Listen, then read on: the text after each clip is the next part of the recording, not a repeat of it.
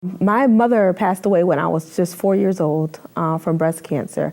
And my father at the time was paralyzed from the waist down. So he was unable to take care of my sister and I. So my grandmother, my maternal grandmother, raised us. And I really didn't feel like a loss as a child, but it wasn't until she passed away when I was 13 that I started to really feel that loss. And so I started acting out, doing a whole bunch of things like that. And I had this one teacher when I got to high school that kind of willed me back in. So I would sit at her desk each morning before the class started. I would tell her what was going on in my life.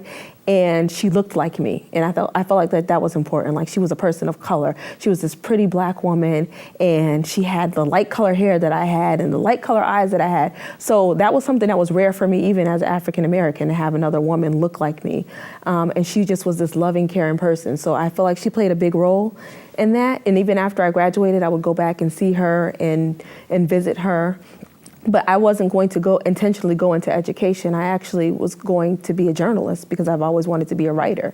And I got offered a job at the community center because I was working at a gas station, and my professor felt like it was not safe for me to work there, being a woman working there and closing a gas station. So she offered me a job at a community center, and that's where I kind of developed my passion, because I realized, wow, I can give these kids kind of what I was missing as a child.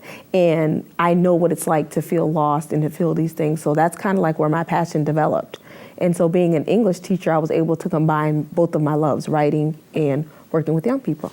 I got into education in 2004, and it all began when I was working at a community center. I had been working there for about 4 years and throughout my whole undergrad.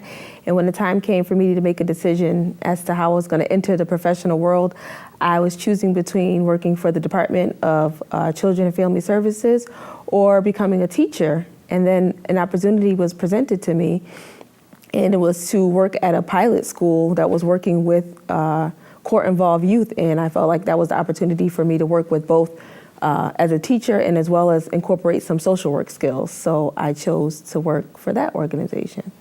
I started that in 2004, and then I moved over to another alternative school, and I've been at that alternative school for the last 3 years. But having a story makes it personal for the students, and they kind of understand that I'm a person too, and I've had struggles. So I always tell my kids that your circumstances don't define you, you define yourself.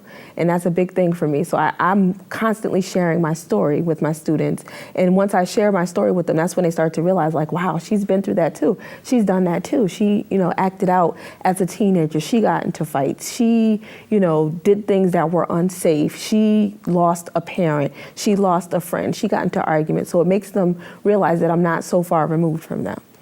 I was involved through that with the Springfield Public Schools because they were going to train 25 teachers from the city on the Freedom Riders method, and I was one of the ones that was chosen to participate last summer. It kind of validated what I had been doing all along because some of the things that I've done as a teacher, other people may not have necessarily thought that was the best idea or the best way to relate to my students. And I think it's big that Erin teaches that you have to build relationships with kids and you have to make them feel important. And once you develop that and they feel loved and they feel important and they feel safe, then they're going to work and do their best work for you anyway. So I feel like the academics kind of come second once you build that relationship with the kids. My biggest takeaway was to be a little bit more open with my emotion, because I will see a kid cry and I will hold them and I will be comforting to them.